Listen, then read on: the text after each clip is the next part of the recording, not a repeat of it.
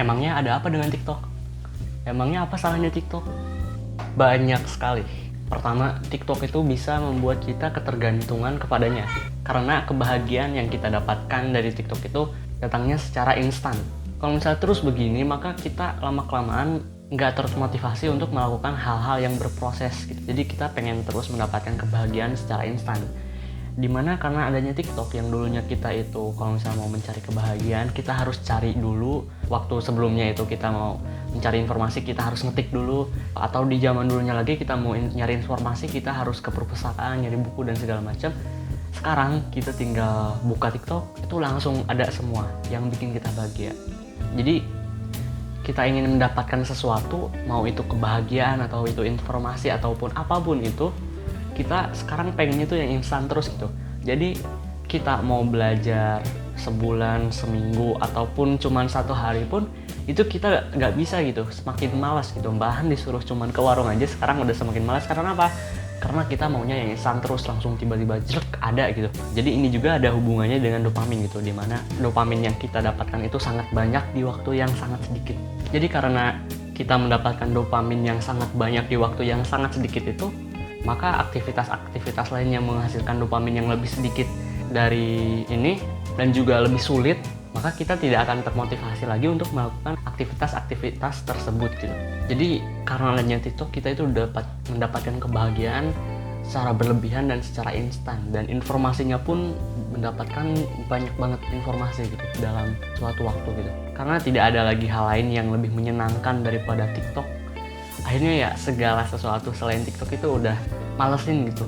Jadi kita udah kehilangan motivasi untuk melakukan aktivitas selain main TikTok.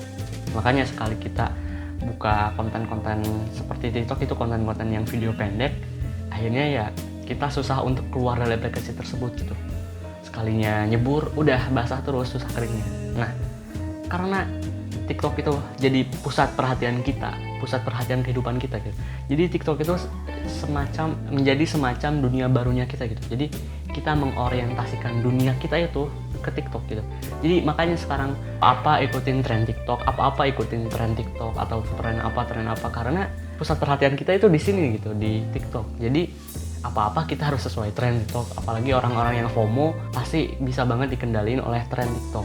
Dan ya akhirnya kita mengorientasikan segala-galanya kepada TikTok ini, dunia baru kita. Jadi karena dunia ini penuh dengan kebahagiaan semu, maka ketika kita menghadapi dunia nyata yang penuh dengan gejolak hidup, dengan masalah, itu ngerasa depresi gitu. Makanya sekarang banyak anak-anak SMP atau ya anak-anak seumuran segitu, itu banyak yang kayak depresi-depresian, sosokan depresi yang SW, sad segala macam.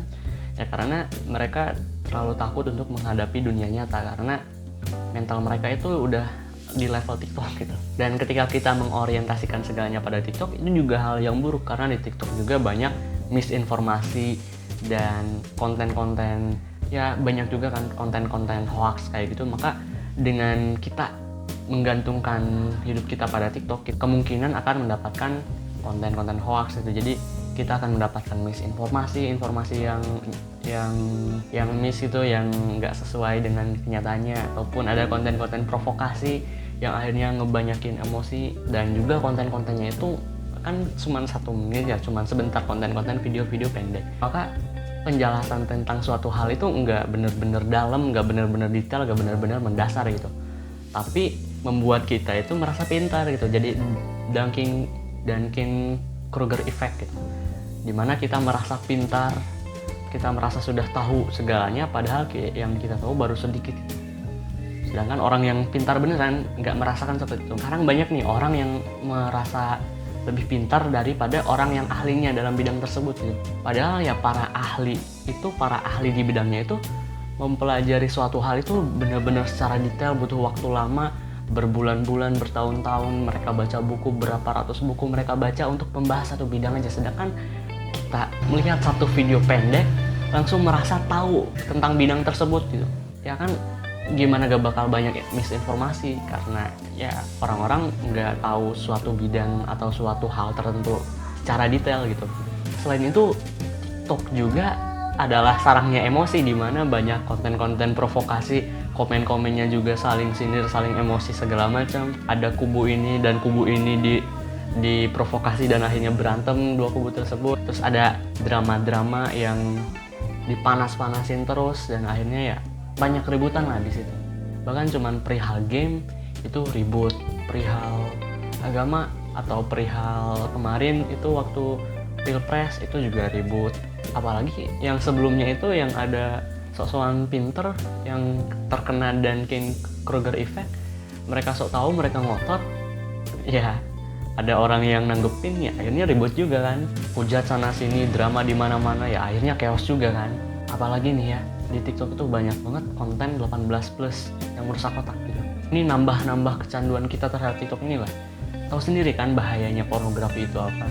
Dan ya jadilah TikTok ini adalah sebuah alat pengikat, alat pengekang atau alat kecanduan yang sangat sempurna untuk manusia gitu, karena ya itu kita bener-bener dibelenggu di sana gitu di aplikasi ini. Padahal aplikasinya sesimpel video-video pendek, tapi karena algoritma dan juga videonya yang pendek juga itu yang membuat kita kecanduan gitu. Apalagi isi kontennya juga bikin kita kecanduan kan. Konten-konten emosi kan banyak di sana, dan konten-konten emosi juga itu disukai banget oleh plus 62 gitu, oleh warga plus 62. Dan ya mungkin ada sisi baiknya lah, mungkin ada konten-konten edukasi atau ada konten-konten yang mengedukasi lah ya. Tapi selain dari itu semua, karena formatnya itu video pendek, kemampuan kita untuk fokus berlama-lama dalam suatu hal juga menurun gitu. Jadi kita nonton podcast 1 jam 2 jam aja sekarang kita kayak udah bosen gitu. Bahkan video 15 menit 10 menit aja kita udah cepet bosen buat nontonin itu gitu, karena kita terbiasa menerima informasi itu secara singkat gitu, secara singkat banget gitu. Yang sebenarnya mau sepadat apapun isinya, kalau misalnya singkat tetap aja gitu. Kalau cuma singkat doang mah kita nggak tahu detail-detailnya kayak gimana, nggak tahu ininya kayak gimana. Karena kalau misalnya emang informasi itu bisa didapatkan secara singkat, maka buku-buku pun nggak ada yang tebal-tebal gitu. Ya inilah alasan kenapa buku itu pada tebal-tebal, karena informasi itu harus didapatkan secara maksimal gitu, secara detail. Semuanya kita harus benar-benar paham. Bahkan dalam saat kita udah baca satu buku full pun, itu belum tentu kita benar-benar menguasai hal tersebut gitu. Perlu banyak referensi lah. Nah jadi karena TikTok juga formatnya video pendek, maka video-video lain selain video pendek itu kita gak akan tertarik lagi ke video-video selain video pendek. Maka dari itu kita akan makin kecanduan lagi sama TikTok, dan jadilah TikTok ini menjadi sebuah alat pengikat yang membuat penggunanya ketergantungan yang sangat sempurna gitu. Jadi ya inilah brain rot yang sesungguhnya gitu. Bayangin gue yang bukan pengguna TikTok aja waktu layarnya bisa lama gitu. Apalagi pengguna TikToknya sendiri tuh berapa jam gitu dalam sehari. Ini juga menjadi alat pembuang waktu yang sempurna. Videonya sampai di sini aja. See you next time in the next video. Goodbye.